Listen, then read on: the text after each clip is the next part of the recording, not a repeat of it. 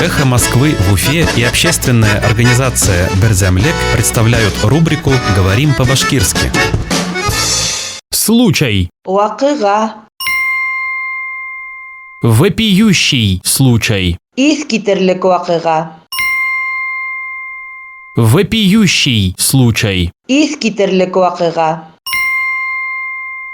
Вице-спикер Госсобрания Башкирии назвал вопиющим случаем уход правительства в полном составе со заседания парламента. Парламент ултырышынан хөкүмәттең тулы составы менән сыгып китүен Башкортстан дәүләт йыелышы вице-спикеры искитерлек вакыйга дип атаны. Вице-спикер Госсобрания Башкирии назвал вопиющим случаем уход правительства в полном составе со заседания парламента. Парламент ултырышынан хөкүмәттең тулы составы менән сыгып китүен Башкортстан дәүләт йыелышы вице-спикеры искитерлек вакыйга дип атаны.